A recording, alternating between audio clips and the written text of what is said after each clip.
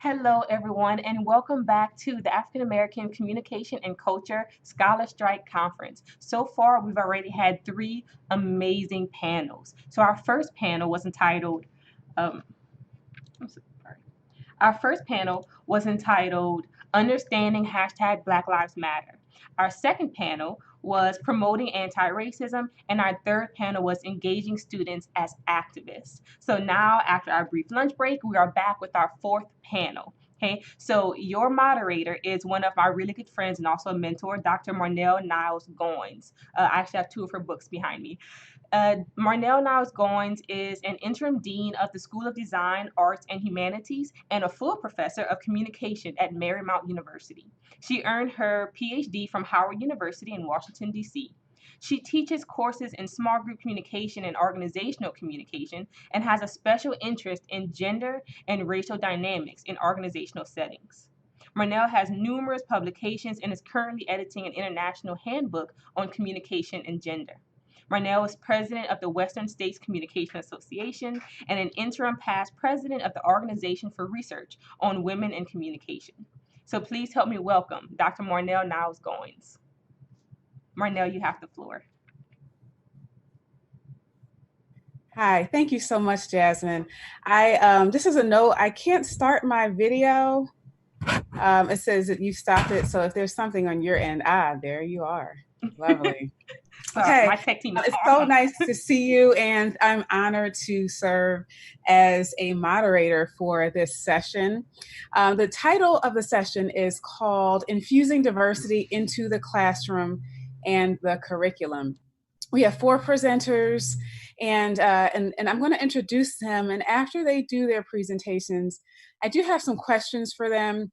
And we'll also take questions from those of you who are watching this on Facebook Live or on YouTube Live. And just as we're thinking about diversity in the classroom and the curriculum, one of the things that I want us to be mindful of, and which we have heard throughout the session, is that we don't need to look at diversity as an addendum. And I usually tell my faculty that we know it's Thanksgiving break when we get to the chapter about diversity. And so as we're thinking about when we're adding diversity into our textbooks, when we're talking about it in the classrooms, it tends to be in November after we've covered the basics, after we've covered what we see as being important. And so instead, we ought to start looking at it as part of the foundational structure of what we're teaching, no matter what the topic. And so as our presenters are thinking about and talking about and posing questions for us about infusing diversity into the classroom and curriculum, I also want us to recognize that not only is the topic of diversity something that's going to vary among the presenters, but the classroom itself is something that's going to vary.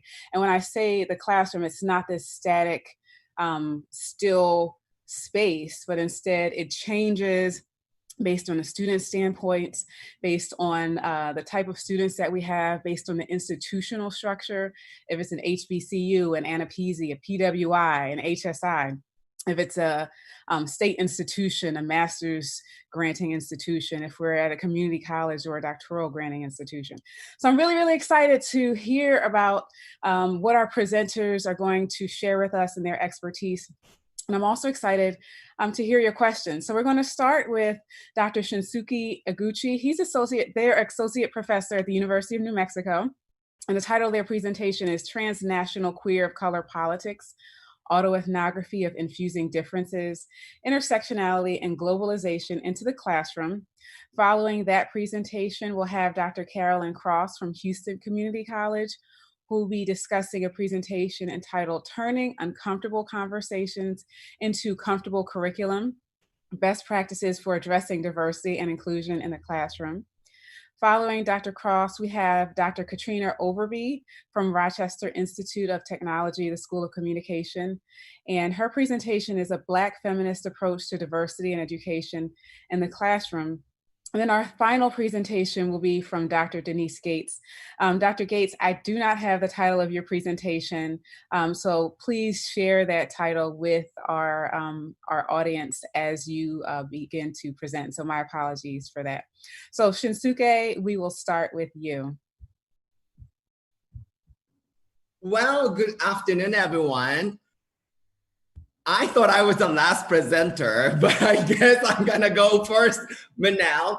So first, I would like to first recognize why I want to talk about why I'm here. So Ron Jackson late last week sent me the email personally, and then asked me to sign up for this session. And Ron and I, a Howard University PhD, we share the same advisor. So I can't say no to Ron, but also I talked to my friends, Tina Harris, Nicole File Thompson, and Sean Apshows for these things. I was thinking about maybe me as non-Black person, I shouldn't do it, but they also encouraged me to be here to talk about queer transnational perspective. So I decided to join this forum today. With that said, the reason why I want to talk about this situation is that what I'm going to talk about is the body matters in this conversation. So just like Bernadette Calafell did in her presentation, I like to situate my identity as a way to contextualize my conversation today. I identify as an effeminately queer Japanese, now US citizens with middle-class background.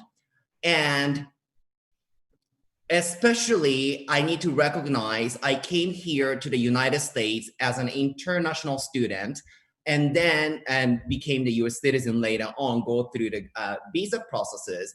So I guess I'm somewhat owning a lot of privileges to be able to do that because I'm documented. So I want to acknowledge that position that I'm speaking from. So with that said, the body that I have is very important in terms of experiencing academia, teaching in classroom, or even talking about curriculum. But specifically, since this theme was about intersectionality and differences in classroom context, I also want to contextualize where I teach. I teach at University of New Mexico. It is a state flagship Research One institution, and it's also a Hispanic and Native American serving institution. And our department is a PhD granting programs in intercultural communication, media studies, and health communication. And we teach PhD, MA, and undergrad as well. And at my department, I normally teach either gender communication and or intercultural communication or culture and communication. So intersectionality and concept of differences are very, very important in my classroom, where mostly for undergrad, Hispanic, Latinic students, and white students, when I get a lot of African-American students, they tend to be athletes on this campus. Sometimes when I get lucky, I have a local Black students in the classroom. Or sometimes I have a little bit of an Asian international students there and here, but more likely the context is very reflecting the population of New Mexico. For the PhD and master level, it's more, we attract people from the national level. So it's more, I could say, we are tending to become a little bit more people of color. We have Black students, Asian students, white students, Latinic students, and sometimes Native American students. So in this context, first, I want to define what I mean by intersectionality and differences. So for me, intersectionality is a simultaneous function of race, gender, sexuality, class, and body in historical context. And whenever I teach this concept, I want to honor the genealogy of the concept that coming from women of color feminism, Gloria Anzaldúa, Sherry Moraga, Kimberly Crenshaw, Patricia Hill Collins, and that influence on queer and transgender theorizing of intersectionality. And also, I also emphasize the concept of differences. To me, the difference is very important as we talk about identity politics, because difference is something that are not the same that we have. But once again, we need to situate the concept of differences in historically imbalanced power relations. So both intersectionality differences, what boils down to me is, once again, that body matters.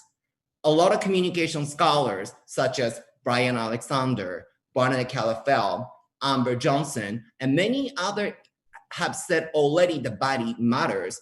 However, communication scholars oftentimes tend to hide their body as a side of knowledge under the language. So to me, I want to bring the body when I teach in the classroom. Body that says, act, and perform cannot be simply ignored. This is why we are talking about associate professor from George Washington University, Jessica Crack's whole fiasco. She might look a little bit like person of color, try to pretend to speak that way. However, she was born as a white person and she grew up that way. So that's where all of the conversation happens. So when we think about race and racial performance, we cannot ignore the fact that the body that we experience in society, we have to locate that body as well. So with that said, most of my class discussion, whether I might be successful or maybe I'm failing it, I encourage students to write about their own critiques about their own experiences. I ask them to center their bodies to talk about their observation of our culture. For instance, earlier, Amber also talked about differences between white people who come from economically struggling background versus people of color. In classes in New Mexico, which is a historically kind of financially poor state, we also talk about class inequality, and oftentimes white-looking, white-passing, and white American students talk about they come from poor background, so they don't understand why people of color who are critiquing about racism. So I would always encourage them to locate the body, and the body that they talk about these kind of things is that, yes, class issues happen in and across the differences. Class issues happen in Japan, class issues happen in Ghana, class issues happen in Hawaii, and many other locations. But what we cannot forget about the body that also experience the class inequality.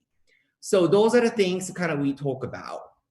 But then also another things I emphasize on the differences within people of color. We need to start to recognize, yes, I have only 1 minute, so I'm gonna start to kind of like wrapping up a little bit. We really have to talk within the differences among people of color. And all of these things I wanted to say about curriculum. For the curriculum, I'm also working on race and social justice on this campus and department, but what boils down to is we have to hire faculty of color. And by faculty of color, I mean we need to hire more Black, Indigenous, and other kind of people, faculty of color to the department, to the university.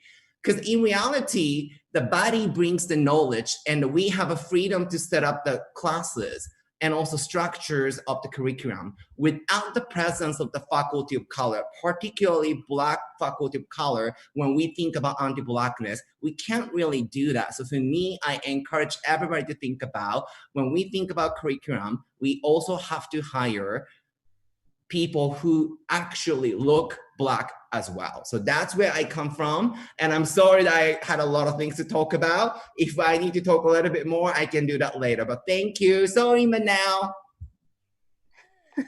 That's okay. That was wonderful. And I'm sure we'll get back to you when we have our Q&A a bit later. We're going to transition to Carolyn Cross from Houston Community College.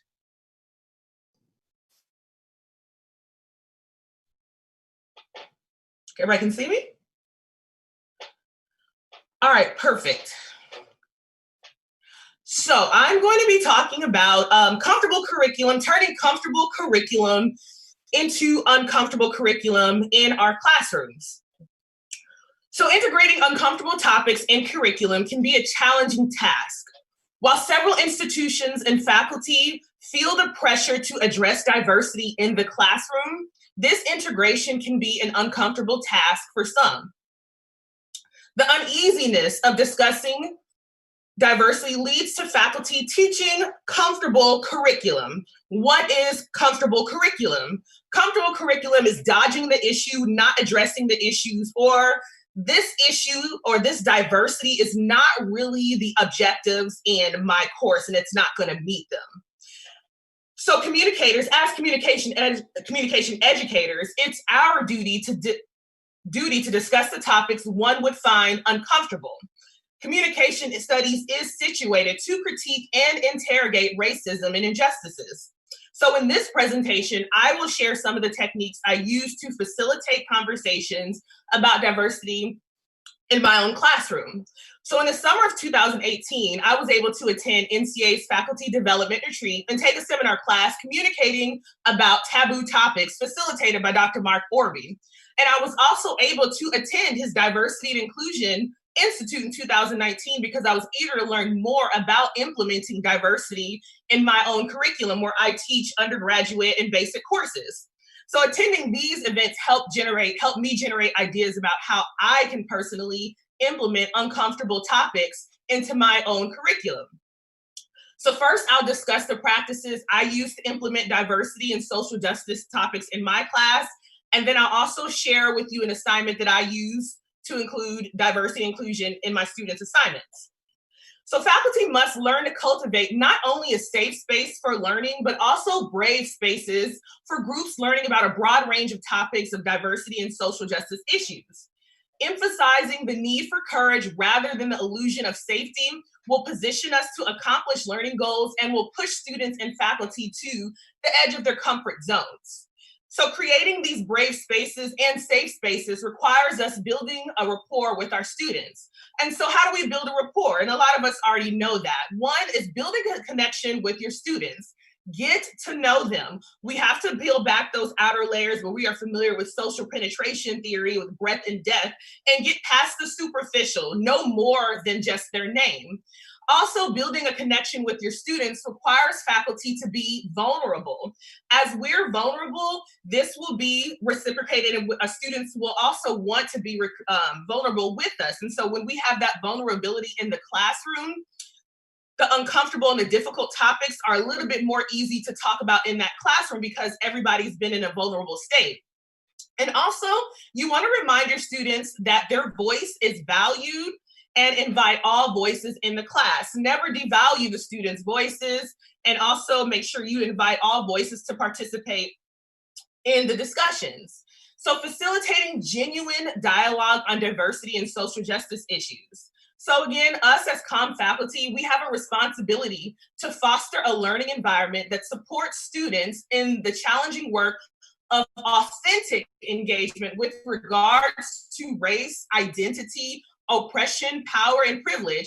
And this is whether you teach graduate classes or undergraduate classes or basic course classes. And so in order for us to effectively facilitate genuine dialogue, we have to create bridges to understanding. And this was a concept that was introduced to me at Dr. Overby's seminar 2 years ago. And so these bridges of understanding, it encourages our students to make some connection to understanding their counterparts and understanding other groups of people. So some possible ways to help students bridge this understanding is one, in discussions in the classroom, have them pause and reflect before they respond, and have students see the world, and have students see the world through their classmates' eyes. Have them see the world through a different perspective of the classroom, For example, a couple weeks ago when the semester started, in my own class, I shared the story about the deaths of Breonna Taylor, George Floyd, Jacob Blake, and how they were murdered by the hands of police officers. I brought up how George Floyd's death sparked not only a protest here in America, but globally. We saw in the world that people started to protest against the injustices that we are experiencing. And so when I brought this up, I asked my students, how do you feel about this? And students start to raise their hand, ready to talk. But before I gave them an opportunity to respond, I had them pause. And I asked them some questions. And I asked them, do you really understand why these protests are happening? Do you really understand why so many men and women are angry at the police and the current state of America? And do you really understand the purpose and the unrest that's happening? And I have them pause and think about these questions. Some of them actually wrote down their answers. And having them pause and think about these questions is kind of forcing them to see things from another perspective. So I'm having my students view the world through the eyes of another. of other parties. So instead of our students saying something contrary to the other person in disbelief, I have them try to understand where other people are coming from. So gone are the days of required diversity courses in schools. It's now time for us to place diversity in the academic curriculum, being very mindful of putting that in our curriculum. And just like Dr. Goins said, not waiting till November towards the end of semester to talk about diversity, but being mindful of putting it in at the beginning and make sure that we have it throughout the entire semester. So something I do in my business and professional class, a basic course, I require my students to think critically through a multicultural lens. So for example, when we talk about interviewing, interviewees, and interviewers, I have students interview another student who is different from them in terms of their race and ethnicity, gender, religion, class, geography, and their location. I work at an institution where it's very diverse with a lot of international students. So the student interviews each other as a first round of interviews. Then they present the student, they will then present the student as a professional candidate for a job position in the class. They have to convince the audience to hire their classmate for the position. And so the objective of the assignment is to train students on how to interact professionally with others who do not look or do not sound or believe in some of the same things that they believe in. I'm trying to strategically implement diversity. 1 minute, thank you so much. Diversity into the curriculum and train them how to represent their audience. Students are also encouraged to identify how their preconceived notions about an identity differs from themselves, resulting in stereotypical representations, as well as the interviewees could see how misrepresentations could take place when someone else speaks about them. So in closing, the important role faculty play in helping our students appreciate and learn diversity cannot be overvalued.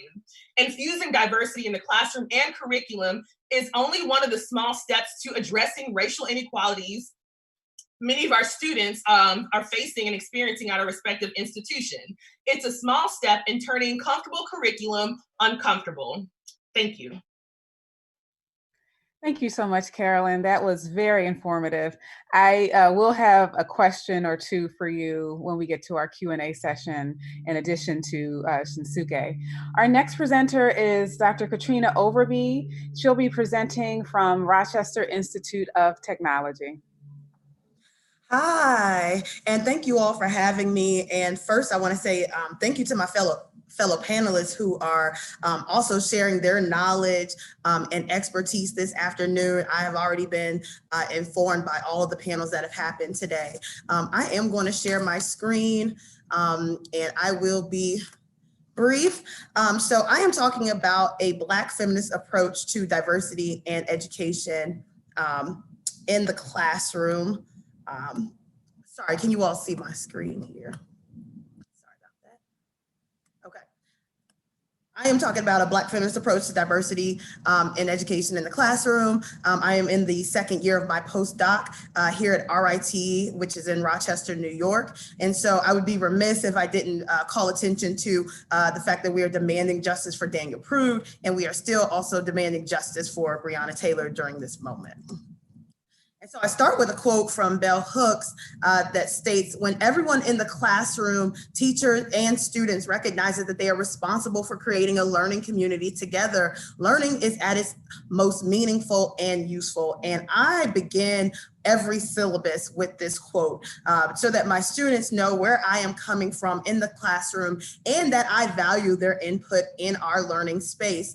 But I will be talking directly from her text, Teaching to Transgress, Education as the Practice of Freedom. And so this is not a complete dissection of this text, but it is very much so the some excerpts that resonate with me, and then I leave with some recommendations and thoughts. First, she talks about this idea about transformative pedagogy, which also has been called activist pedagogy, where we know that a democratic setting in the classroom makes everyone feel responsible for the learning that is taking place, and that is a central goal of transformative pedagogy. Bell Hooks also mentions that one of the things that makes it difficult to implement transformative pedagogy is that they are called to reflect and take that multicultural standpoint, and are sometimes fearful of changing their own paradigms when it comes to teaching. And so I have questions about this. And so it's more a little bit less of like, what do we do, but what questions should we be asking as we read her text here? And I ask, why do educators push back against shifting their paradigms? What resources are needed to transform our teaching practices? What is even transformative about valuing our lived experiences in academia? And are our institutions committed to this level of diversity in our classrooms and curriculums that calls for educators to shift their ways of teaching and their own knowledge bases?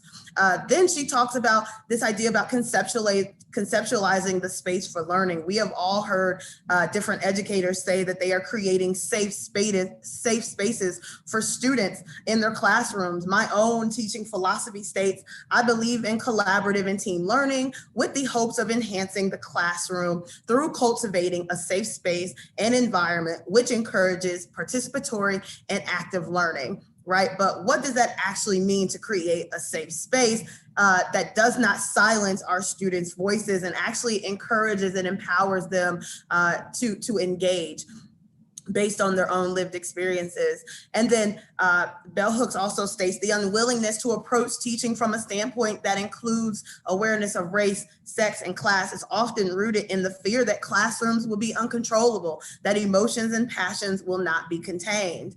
And so I ask these questions. Again, what makes our classrooms safe? How can we control the safety of students in our classrooms during difficult conversations? Do we know how to effectively moderate classroom discussions? I used to work as a graduate assistant for a teaching and learning center at the institution where I graduated from. And a lot of folks did not know how to moderate classroom discussions. And so we practiced together. How can you intercede in classroom discussions in meaningful and effective ways? And then I asked, why are we afraid, right? Bell Hooks states that we are afraid of our classrooms becoming uncontrollable. Well, I think that all starts with how we even set the stage from day one in our classrooms. We can't start to create this safe space in the middle of the semester. We need to create our safe spaces from day one. And so some of my final just recommendations or thoughts from this particular text, we need to create spaces for educators to freely engage in conversations about how they are shifting their paradigms. I think we need to recognize and acknowledge systemic inequalities in the education system and institutionalized racism that has sustained white supremacist ideologies and perspectives that permeate the academy, right? This also plays into how people read themselves in the classroom and how they participate. We need to include students in this learning process and let them be active contributors to the course learning outcomes. So we need to be cognizant and observant of who speaks in our classrooms, who is listening and why.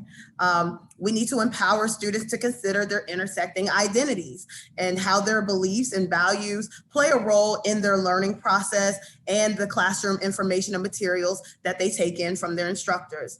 We need to be self-reflective in the classroom. I have had several humbling experiences because I've been open to students knowing a little bit more about me. And it takes a level of transparency and vulnerability that everyone is not ready to participate in. How can we measure our institutions and departments' commitment to supporting, the faculty, staff, and students of color in our departments? We must also learn to be creative. And so I've drawn communication in here. How can we start to use social media and other popular cultural examples in the classroom?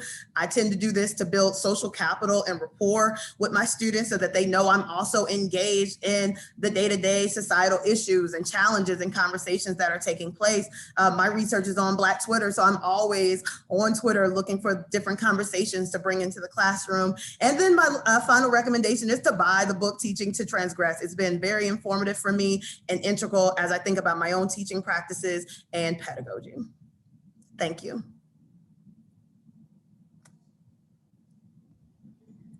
Thank you so much, Katrina. That's actually one of my favorite books as well. And when I was first the TA, I used that one. And after that, I had my TAs read it as well. So thank you for that. Yes. Especially when you highlighted the role and the significance of being a good moderator. Yes. I think we'll get back to that in a few minutes. Okay. But now we're going to transition to our final speaker, Dr. Denise Gates. Denise, I'm going to ask you to also let us know the title of your presentation and introduce yourself. And we look forward to hearing from you.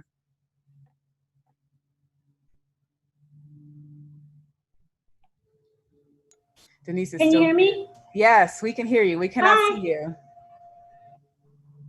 Okay, I want to share my screen. Okay. So I hit the share screen button. Can you see my presentation? Not yet. Okay, tell me when you can, okay? We will. Share screen. Can you There see you it? go. Yes. Hi, everybody. I am Dr. D. Gates. I am the author of 3 textbooks. One book I wrote while serving as a business professor at Texas A&M International University. I wrote my 2nd book last year, and I wrote my 3rd book this year. I am serving in Portland as a senior consultant at Gates to Success Consulting. And my job is to work for various universities. Every semester, I'm working for a different campus. I love it because I get to know people in various at various universities, and it exposes me to a lot of knowledge and a lot of interaction with people in academia. So I really love what I do.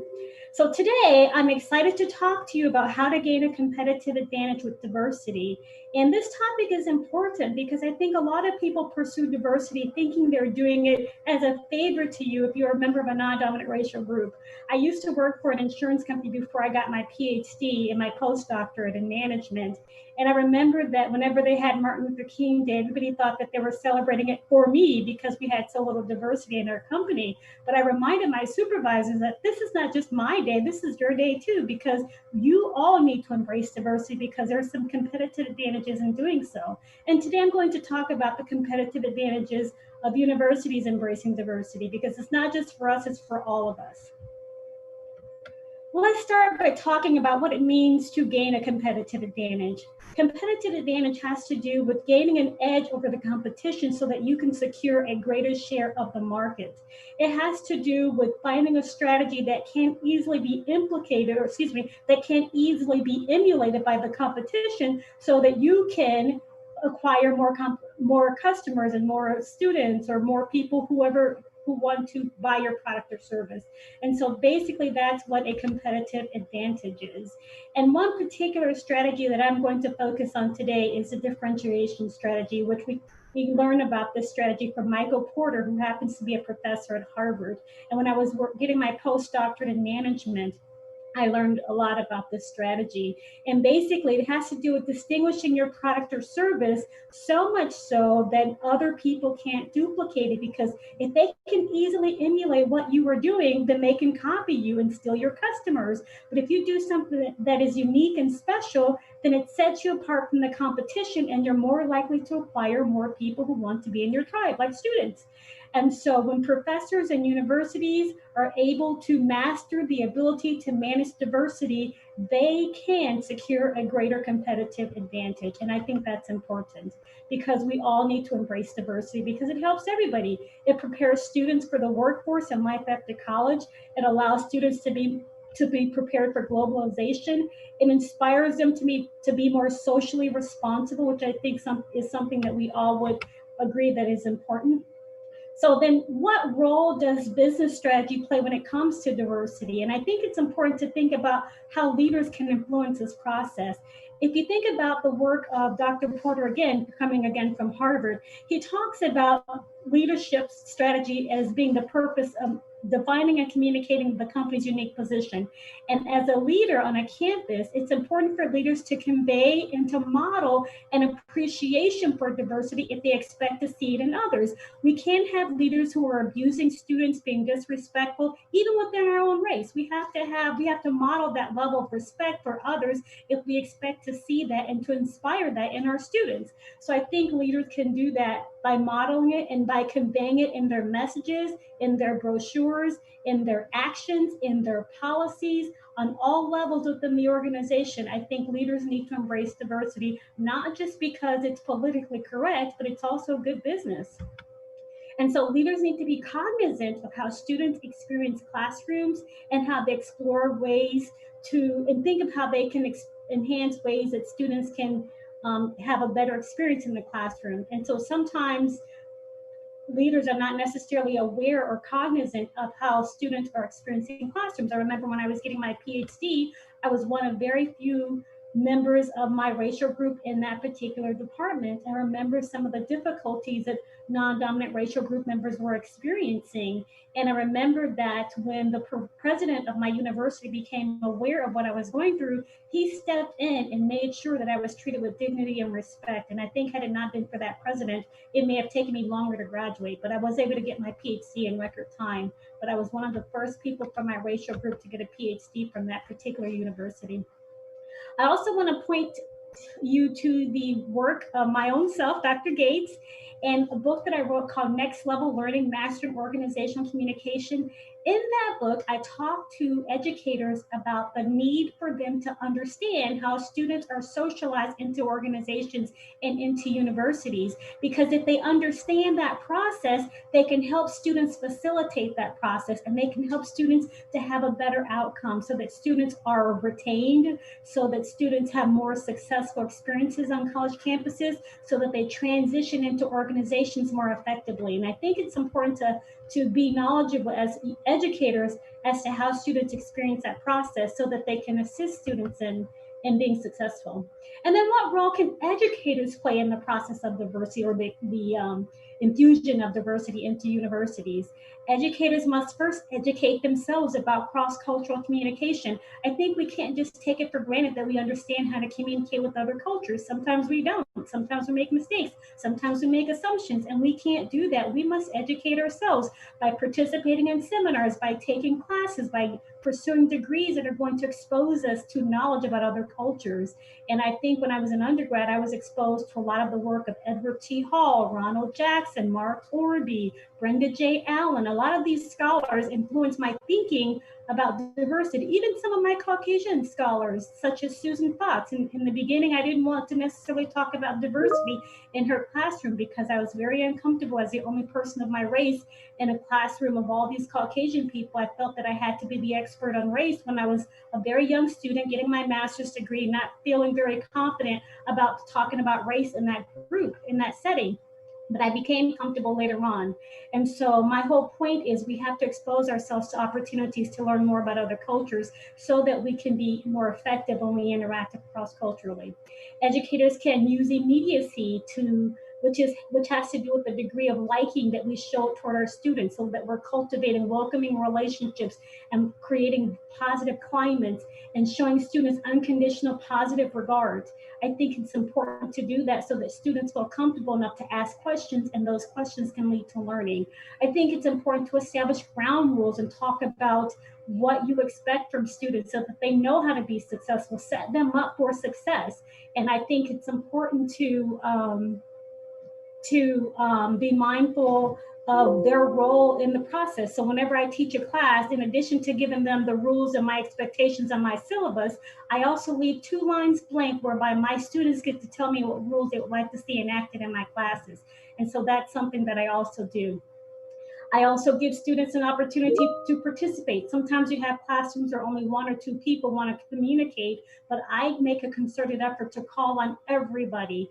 And sometimes I even use name tags so that I'm mindful of what people's names are so that I can call them by name and invite them to participate. But I also give them the opportunity to pass. My classrooms are very interactive, but I also give students the opportunity to pass in case they don't feel comfortable. This could be a topic they don't want to speak about. For example, not everybody wants to talk about race. Not everybody wants to talk about gender. There might be some other topics that make people feel uncomfortable. So I'm sensitive to that. I give them 3 passes in a 3 or 4 month term. And then more than that, I would have a conversation with them. And I look for other opportunities to engage students by having 1-minute writing assignments in my classes so that students can communicate with me privately or anonymously, and then I might read privately what they said and not use their name so that other people can hear their comment but not have their name attached to it. And then we can use that to spur discussion or to inspire thinking about something else. And so you have to be creative as an educator so that you include everybody and that you create an environment that's conducive to learning, and it also shows respect for other people. I think we need to appreciate as educators the varying comfort levels because not everybody feels comfortable with the same kinds of things. And as much as possible, I try to create an environment that's welcoming for my students so that they can learn because they pay their money to learn. And my job is to do the best that I can to create that environment for them. What else can educators do? We as educators can't make assumptions. We have to get to know students individually. Just because somebody's from a particular racial group, we can't make assumptions about what they can and can't do. Now, not every African American male student is an athlete. They can't all play basketball. I got a Larry Bird scholarship, but I'm not an expert at playing basketball. I'm not even tall enough to play basketball, but I love the sport. And so we can't make assumptions. We have to get to know students individually, find out what they like and dislike, and cultivate those professional relationships with them whereby they feel comfortable coming to you for guidance and support should they need that from you. Incorporate into lectures and assignments representation of various cultures so that they are exposed to new ways of thinking. Show diversity in the careers that you talk about in classes. When you give them service learning opportunities, sometimes you might make a concerted effort to inspire them to pursue certain companies that they may have forgotten about or not thought about, or maybe they didn't even know about. So be mindful in that way. Invite guest speakers who are representative of the communities in which students live. That's another important step that educators can take to inspire diversity. They can provide opportunities for students to meet and interact with prospective mentors and have opportunities to be exposed to new ways of thinking. And they can also devise programs and strategies that are unique to their classrooms and schools that promote diversity. So my challenge. It's Marnel. I'm sorry to interrupt you. I sent you a message in the chat. We're running out of time. So is it possible that you I'm on my last slide. Okay, you've got about 30 seconds and then we have to move into the Q&A. And I'm sorry to interrupt right in the middle. We're actually on my last slide, so we're good. Great. Thank you. Mastering the ability to manage diversity isn't merely a favor that educators are doing for non-dominant group members. It's good business. And my call to action is, how can we as leaders and educators infuse diversity into your strategies to gain a greater competitive advantage? So that was my last statement. How can we as educators and leaders infuse diversity into our strategy so that we can gain a competitive advantage? Thank you so much, Denise. We are going to go back to all of our participants. I think you may have to unshare your screen. And we're going to get into the Q&A. I first want to say thank you to all of you for just all the thoughts and experiences that you have shared. I think one of the things that seemingly makes talking about diversity and inclusion problematic, and I'm putting this in quotation marks, is that we don't necessarily have a working definition of it because it's changing.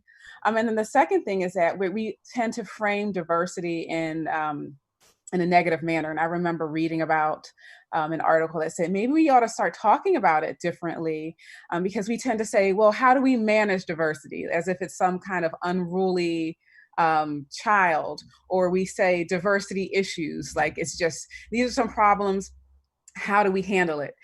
We tend to have teams of diversity, so whenever there's an issue, we just send it to that team and we want it to be handled, and we just want them to solve it, whether it's pay the person, figure out a grade change, whatever it is, as opposed to looking at diversity as foundational, as being embedded into the structure of the university, which Denise highlighted as you talked about the significance of diversity, what it does for institutions, but also making it part of institutional structures and not just in the classroom.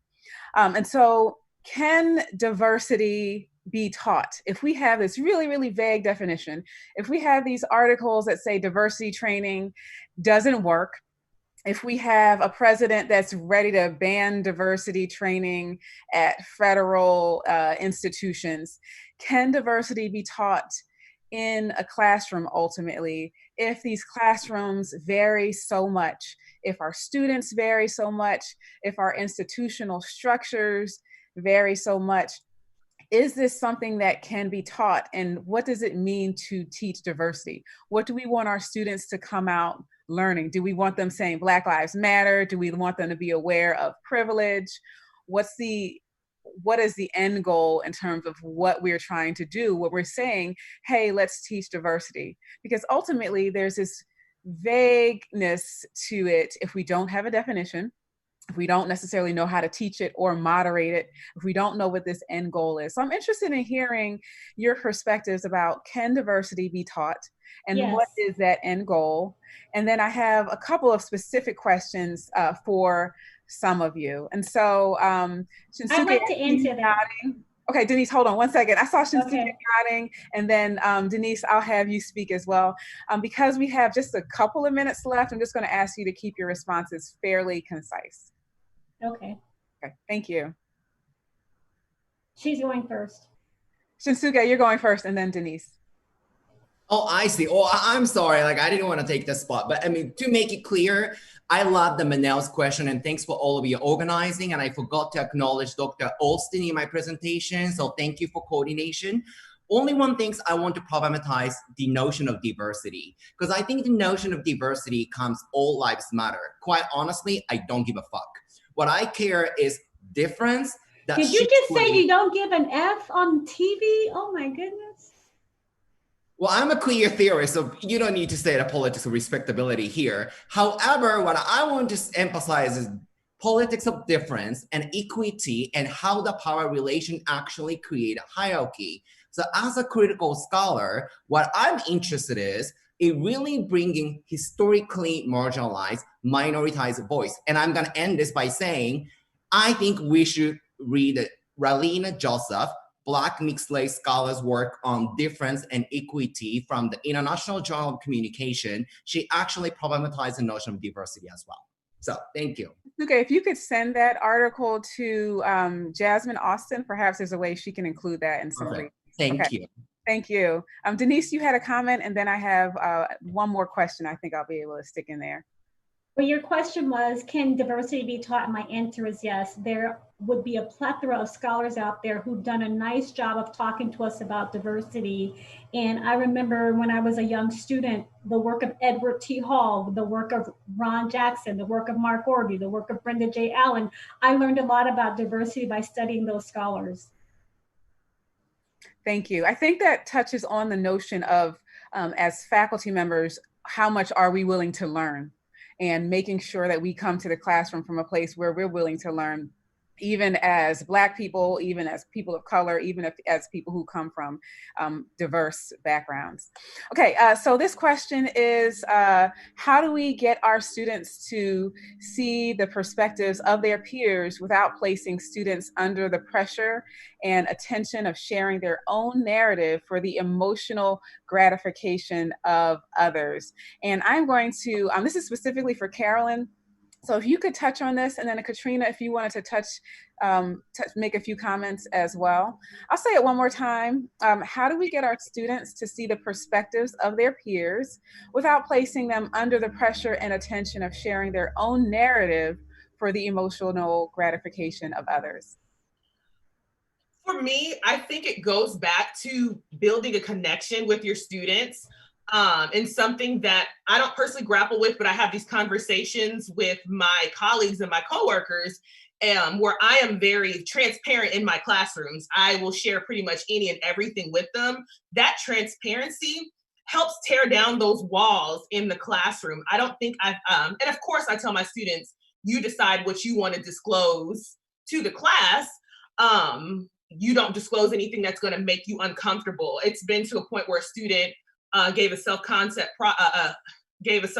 speech and shared how he tried to commit suicide and the reasons why. But I think it goes back to that faculty member in that class and being very vulnerable and transparent, especially when you are going to be talking about difficult conversations and diversity. We have to be transparent, but I know there are colleagues and people that I know just don't believe in being that open in their classroom. And to follow that up, I would say I would agree with Carolyn. I do the same thing. I am very transparent in the classroom, and I engage in the practice of think, pair, share. I ask them to think with themselves first, right? So what do you think about a particular topic? Talk with yourself, write it down, jot it down. Then I have them share with, maybe a partner or a couple of people around them. And they tend to open up to each other a lot more, in that small group setting. And then they come out and they're ready to share with the rest of the classroom oftentimes. And, I just leave room for people who usually don't speak if they want to speak, but I often share first, right? I'm asking you to engage in this topic. I sit and I think first. I think on the question, and then sometimes I join the groups if they don't mind. I say, hey, do you mind me joining your group? I would like to share what I've been thinking, and then we all share together. And so I think in those ways we value and empower them to use their voice. And I think that over the course of the semester, that community is built in the classroom, and then they feel a little bit more comfortable when it comes to sharing. Thank you. I think that's really interesting because, and I know we're running out of time, so don't send me a message in the chat, Jasmine. But I think it's really interesting because as a Black female, it took me years to understand that the students wanted to know more about me and to be vulnerable. And part of, for me, being this Black female with parents from the Caribbean, I did not want to be vulnerable in the classroom because you can already see my Blackness, you can see my femininity, you can see my hair, you're already judging me. Just know that you need to call me Dr. Niles Goins and be on your way. But I think that that's a challenge that we as people of color need to understand, that once we enter the academy and once we are in this classroom, no matter if it's an intercultural communication classroom or an organizational communication classroom, we bring with us, I'm not going to say burden, but the challenge, the opportunity, the honor of being able to be vulnerable to our students in order to foster another generation that is better, that understands diversity and inclusion. And if that means that we have to be a little more vulnerable than we may be comfortable with, then perhaps we ought to take a second look at why we're in the academy. And it took me several years to personally understand that, because I was already ready to be like, mind your business. You don't need to know anything about me. I'm Black, I'm female, that's all you get. But I realized that as I shared more and as I became more vulnerable, the students, not just Black students or Black females, they became more comfortable with understanding their own privileges and ideas. So thank you both for sharing that. So it's now time to conclude. I do want to thank all the panelists for sharing their research, their own personal stories, their suggestions, their opportunities. You have taught me a lot. You have affirmed a lot of things that I've already read. It's evident that diversity and inclusion is important to the discipline and to the academy. It has great benefits. It does mean being vulnerable, but it also means that we are preparing scholars to do more than we are and to better our nation and to better this world. So I appreciate all of you, Shinsuke, Denise, Carolyn, Katrina, as well as those who have planned this session. We'll see you in a little bit and have a wonderful day. Thank you. Thank you. Thank you, everybody. Thank you, our panel. That was an amazing panel.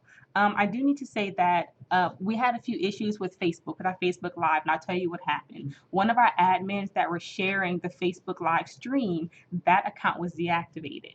Right? But that's a consequence of getting into good trouble, right? We're back on Facebook Live. We're also on YouTube Live as well. So please spread the word once again so people could come back and join us, all right? But I will say this was an amazing panel. If you miss out on any portion of that panel, know that we will these panels are being recorded and we will upload these panels to YouTube. So you can always go back and watch the amazing knowledge that our panelists are spreading. Okay, we will take a short break and we will come back for our 2 p.m. Central Standard Time panel, and that panel is Informing Institutional Responses.